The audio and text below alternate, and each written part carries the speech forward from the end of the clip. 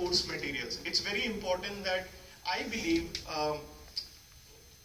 you should talk very, very limited.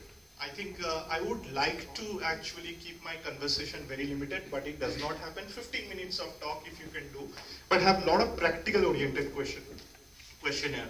Have a lot of session where it involves them to do something. Unfortunately, our education system is more of theory oriented. We have been actually brought up in a situation where you go through a certain course and then you go and mug up those questions and answer. We had a subject in a school called moral science. I studied in a Catholic school. My marks were always 92, 96, 98. I still remember, where is God? God is everywhere.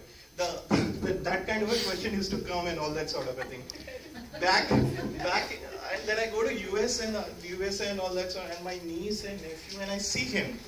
He's making up some part with a laptop. He said, he calls me uncle, small uncle. So what he does is that he's taking up my laptop. He's talking about robotics. He's talking about stuff.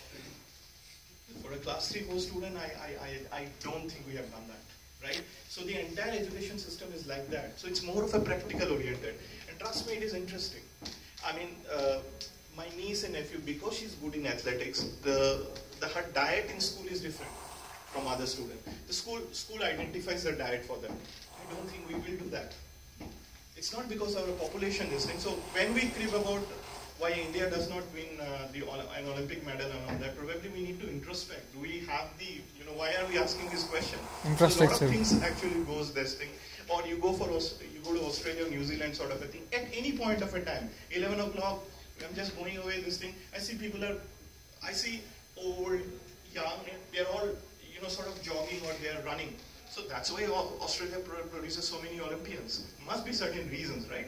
So you have to always ensure that if you are conducting a module, be it on SDLC, Agile, Scrum, requirement gathering and all that sort of a, let's say requirement gathering, you ensure that sort of a thing, then for every sort of a thing, give them a module workshop. Maybe ask them to design a website.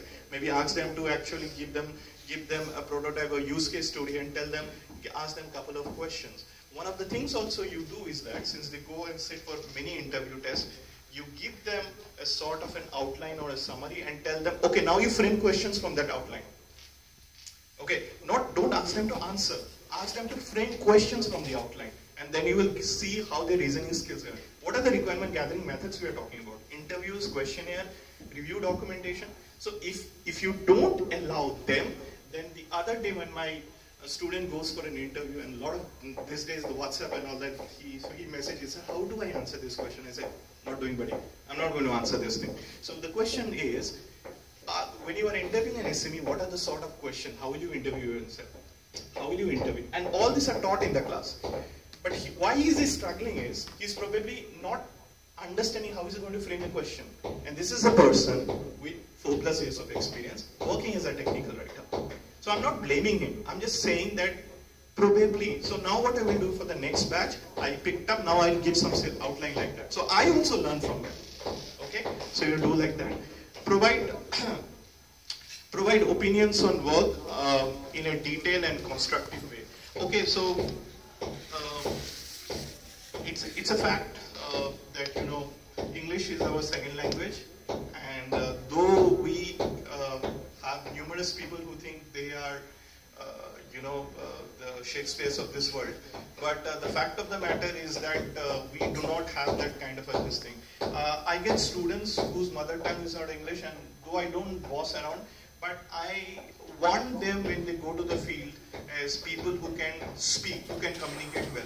So what you have to do is that if you think that they are capable of taking a feedback, ask them to read magazines, ask them to read, for example, they can read some various scientific journals or something like that. Or if I know that they will definitely not do that, I make them stand in front of the class every day for 5 minutes. I make them talk, and I don't allow them to converse in any other language except English.